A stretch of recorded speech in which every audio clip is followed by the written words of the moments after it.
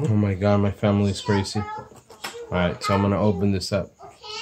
There's 1, 2, 3, 4 screws. There are 3 different sizes here. These are the regular ones. This is the rail size one.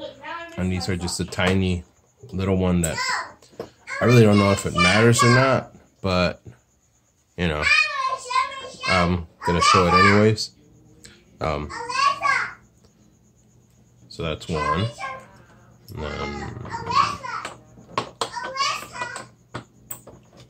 Try not to do this. Oh shit! Try not to do this on camera. 2. Just kidding. 3 and 4. I'm only doing this on camera so you guys can see the spring. You can kind of see the spring in there already. And it's about the size of this K26. Alright, once I have it all open, you'll see a little more. Alright, in the room. Alright, so these are the 2 big old springs I was talking about. Right there. And they correspond to this and this one right there. Okay, oh yeah. So, everything else is off. So, up it goes. And the first time you take it off, obviously it's a little tight. So when you pop it open, just be careful that stuff doesn't go flying out. The screws are still on because I know basically you gotta take this part off.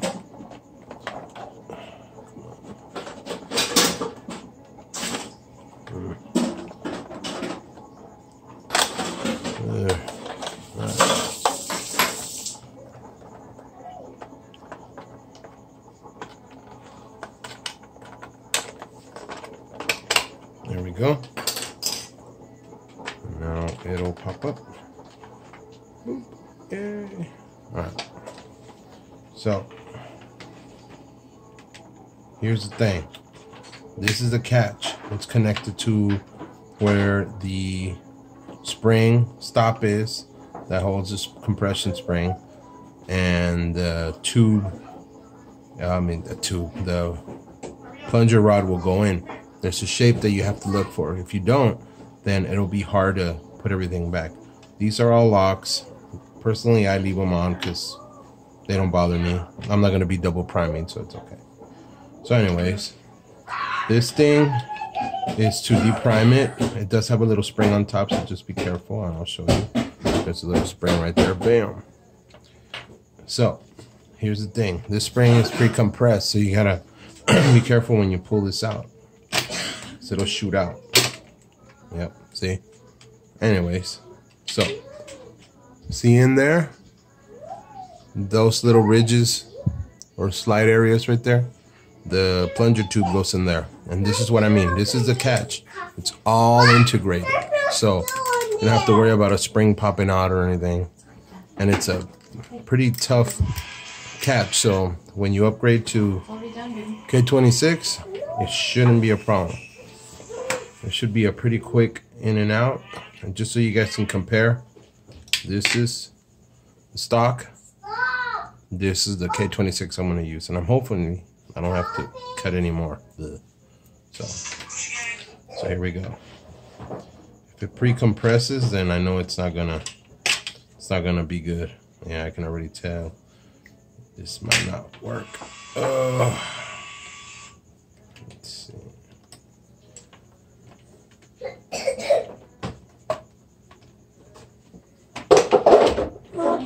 There's something there, baby. Told you it was already made.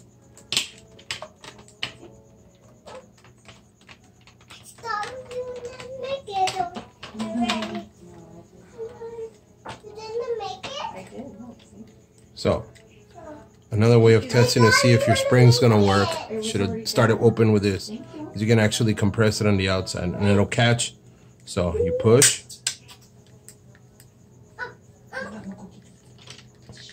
No. it's not gonna, I think it's gonna be a little too long. So here we go. Ready? I don't know if you can see from there. Here it goes. So. Okay, I'm gonna bring my shoe. I said shoes. Okay? So it did catch. Poopy. It's a really, really tight fit, but it will catch.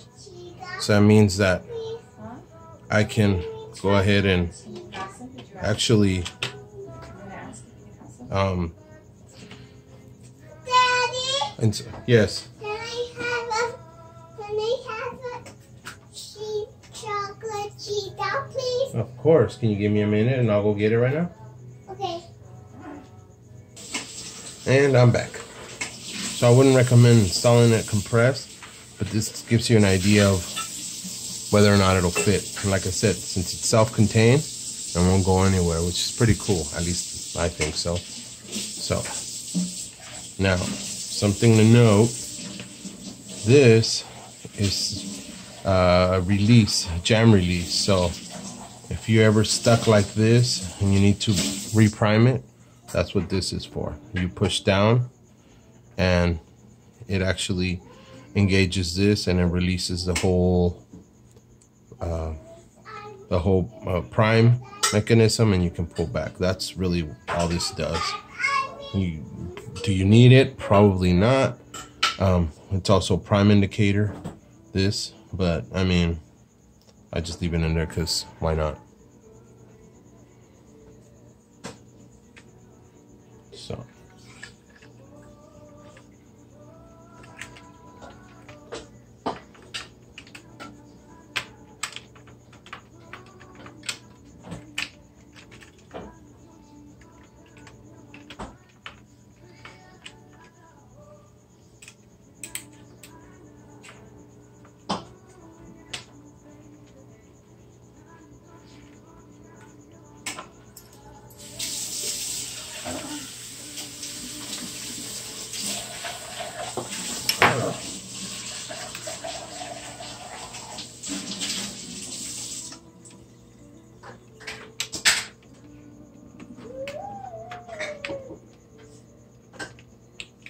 Alright, so now these stagger,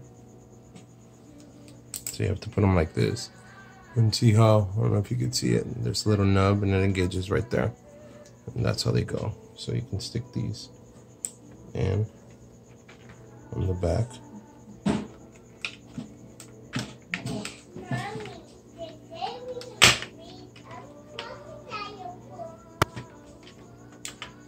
And there it is. See, I'm gonna dump all the screws because it's easier for me to put the shell back together.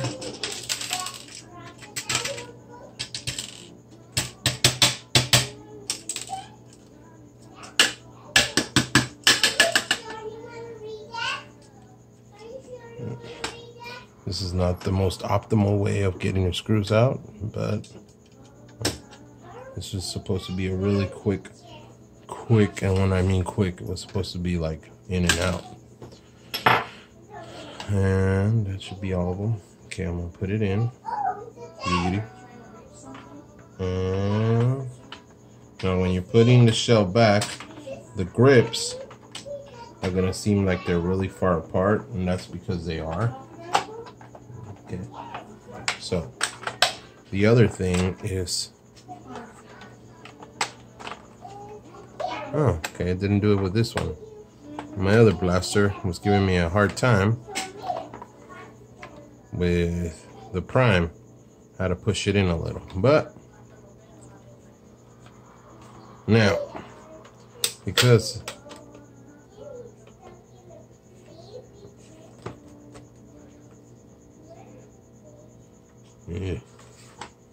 I'm actually gonna shove around in there so that when I fire, it won't dry fire, because I don't want to jack it up. First, I want to partially assemble it so I don't mess it up. So that's a hidden screw. You gotta make sure you hit that one. So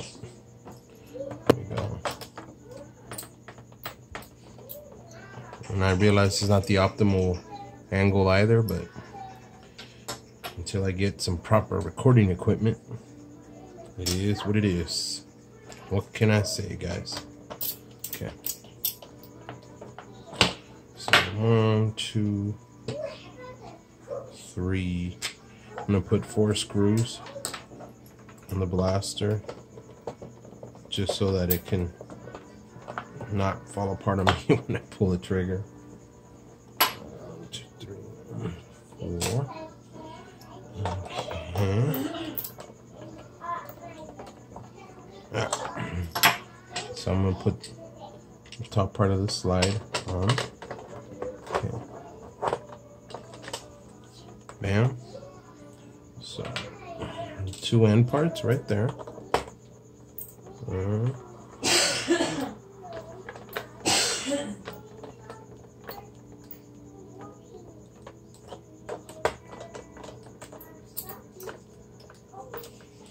Two.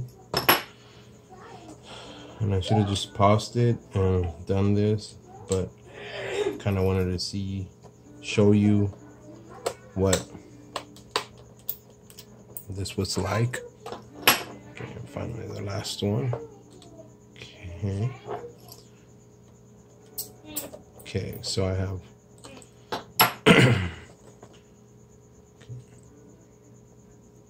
okay.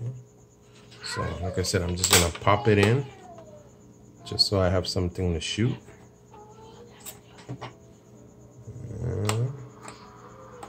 Okay, so here goes. 1, 2. Maybe I should shoot it somewhere. It won't go flying. There you go. Alright, 1, 2, 3. Boo! Alright, so now I'm gonna try to prime it with the shell and everything. See if it works. Oh, just sounds awesome, doesn't it? Get this stupid around. Where'd it go? Alright, whatever. I'm just gonna use one of these. Sorry for the movement, guys. Alright, so there you go. Oh yeah, this is beautiful. And that's it. That's all it is. Just put the screws back in and you're done.